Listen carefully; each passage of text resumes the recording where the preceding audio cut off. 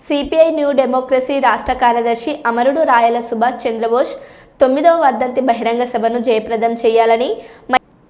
మైబాద్ పట్టణంలోని బట్టు అంజయ్య స్మారక భవనంలో సిపిఐ న్యూ డెమోక్రసీ ఆధ్వర్యంలో వాల్ పోస్టర్ ఆవిష్కరణ చేయడం జరిగింది. ఈ సందర్భంగా సిపిఐ న్యూ డెమోక్రసీ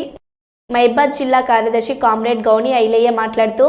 రాయల సుభాష్ చంద్రబోస్ అతివాద మితవాద చిలిక వ్యాధులకి వ్యతిరేకంగా దృఢంగా పార్టీని ఐక్యంగా నిలబెట్టిన విప్లవ ఉద్యమ అగ్ర నాయకుడని 1969 మేలో బత్తుల వెంకటేశ్వరరావు రవి పేరుతో కొనసాగుతూ ఎన్కౌంటర్లో అమరుడైనాడని అతని పేరుని రాయల సుభాష్ చంద్రబోస్ రవణగా మార్చుకొని పార్టీలో కొనసాగాడని 1972లో చంద్రపుల్లారెడ్డి నాయకత్వంలో ప్రతిఘటన పోరాటంలో క్రియాశీలకంగా పాల్గొన్నాడని గోదావరిలో గిరిజన రైతాంగ పోరాటాలకి నాయకత్వం వహించాడని సుదీర్ఘకాలంగా సిపిఐ న్యూ డెమోక్రసీ పార్టీకి రాష్ట్ర కార్యదర్శిగా నాయకత్వం వహించాడని కేంద్ర కమిటీ సభ్యుడిగా పనిచేసినాడని రావణ మరణించిన సంవత్సరంని రవణ స్మారక సభ్యత్వం సంవత్సరంగా పిలుపునిచ్చింది అని రవణ కేంద్రీకృత ప్రజాస్వామిక సూత్రంని మాటల్లో చేతుల్లోనూ ఆచరించి చూపిన విప్లవ ఆదర్శ నాయకుడని విప్లవ ఉద్యమంలో చిలికలు నష్టం అని భావించాడు.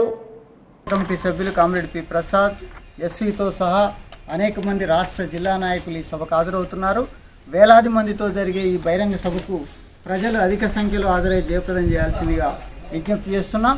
దేశంలో ఈనాడు పెరుగుతున్నటువంటి మతోన్మాద ఫాసిస్టు ప్రమాదానికి వ్యతిరేకంగా ప్రజా పోరాటాలు నిర్మించాల్సినటువంటి ఆవశ్యకత,